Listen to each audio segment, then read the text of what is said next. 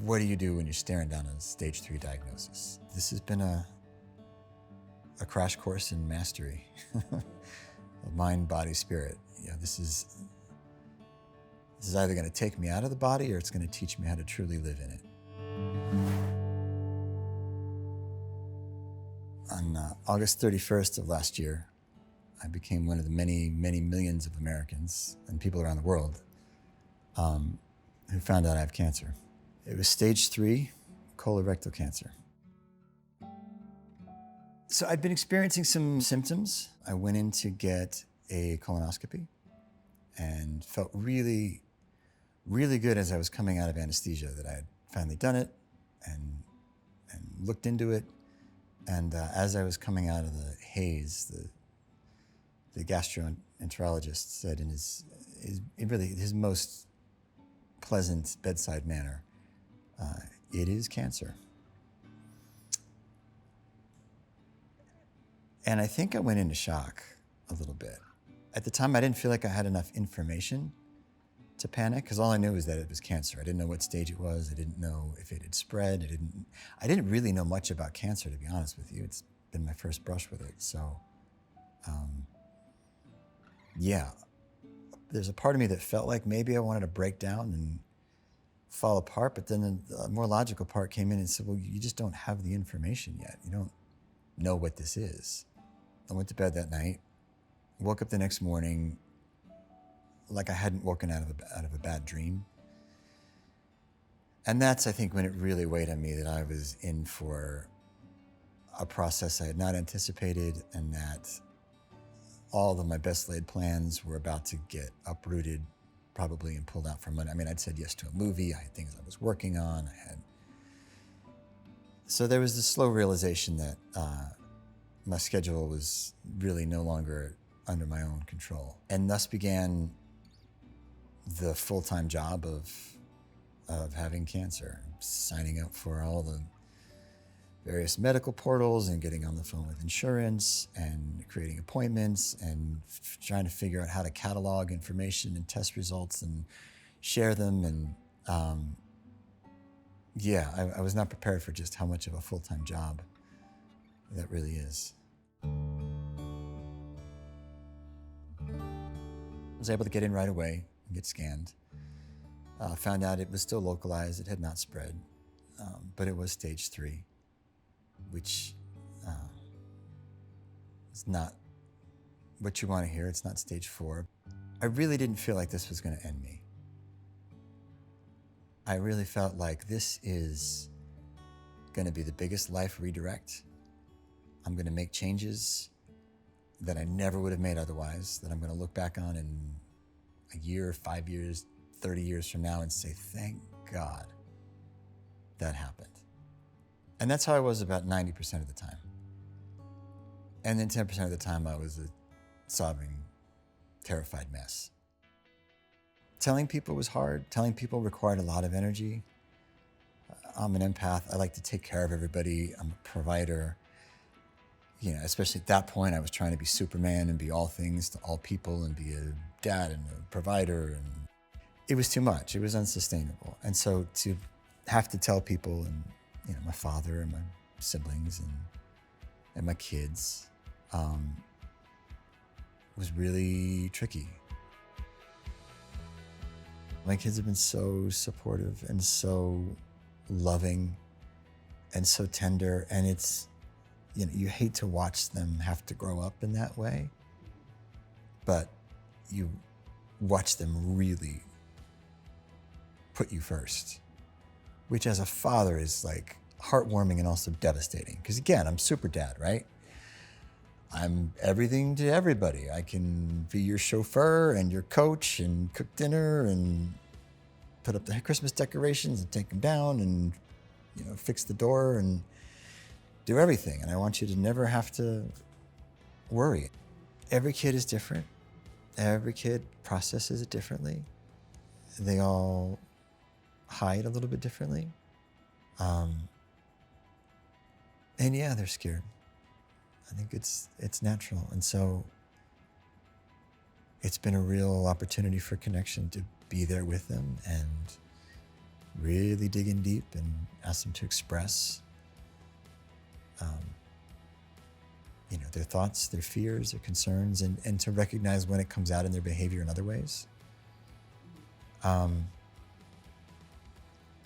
then the biggest thing I've asked every doctor I've had is, what are the odds, be straight with me, that I can get my kids to stop calling it butt cancer?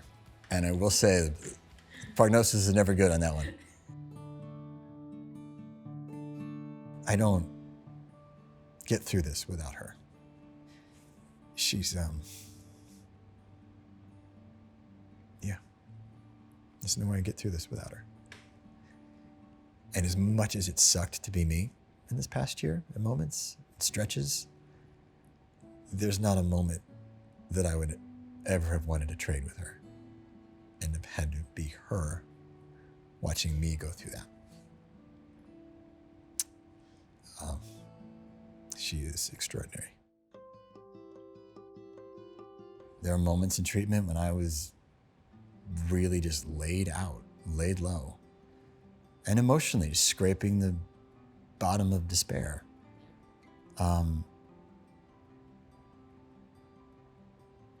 But I've had a lot of support. It was amazing to see how people in my life showed up. And listen, I'm never the person who ever asked for any help, ever. I was always the one helping everybody, and I just thought that was a fine way to be until this happened. And then I had to ask for help. And to see the way friends showed up was a really beautiful experience. One of the trickiest things about cancer for me are the unknowns. I was determined to really look at everything. We're mental, emotional, physical, dietary, medical. And I put that one last because that one, you kind of outsource in a way. But everything else was something that I felt like was under my control. I would venture to say, if you've heard of it, I've probably touched upon it.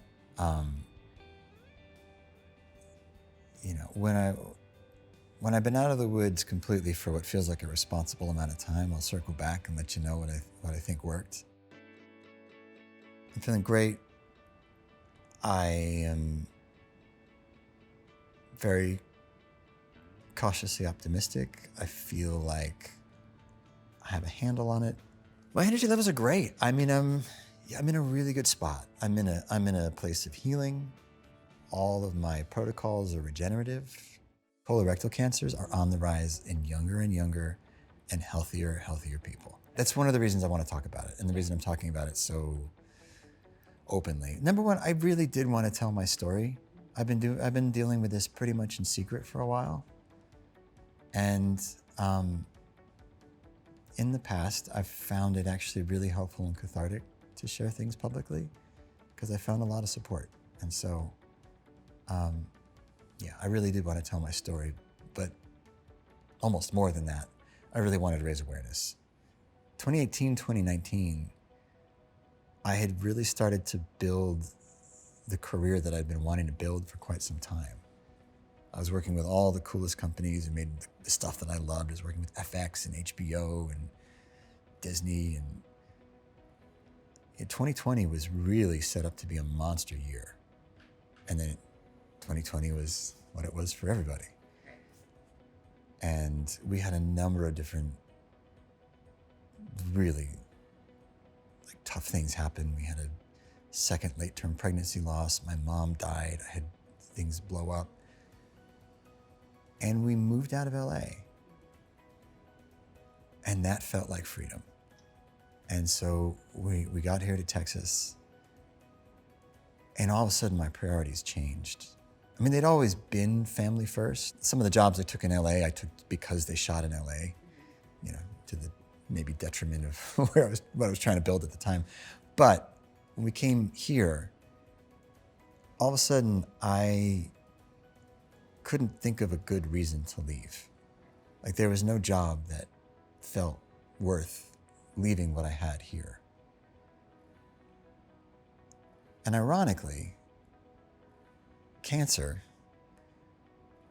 actually helped me shift that a little bit. And the way it happened was, going through this, I experienced kind of the death of caring about being an actor the way I did when I was in my 20s. And I realized that so many of my career goals, or what I thought was important, was determined not by me as a married father of 6, but was that scared 20-year-old who was all of a sudden newly famous around the world and said, oh, okay, this is the career goal. And I hadn't really parsed through how much of what I thought was important career-wise was determined by that scared 20-year-old kid versus who I am now. And so throughout this process and all the deep emotional work that I've done, I really experienced the death of caring about being an actor in the way that I used to. And what that allowed was for me to fall in love with storytelling again, and to fall in love with being an artist and being creative and wanting to collaborate with other creatives, to the point now where I've started to work, and I'm really excited to get back to work. I'm really excited to get on a set. I feel like, well, I know I have more to offer now than I ever have. And I've come out of this with a much deeper gratitude for this skill set. I've really been so blessed with my wife and my kids, and it's a lot to live for, and it's a beautiful life. There is so little that's really known about cancer, which makes it tricky to heal, but it also means that anything can happen. It's scary at the onset. It is overwhelming. It is enough to kind of put you out of body for a minute. And I would just encourage anybody going through it to,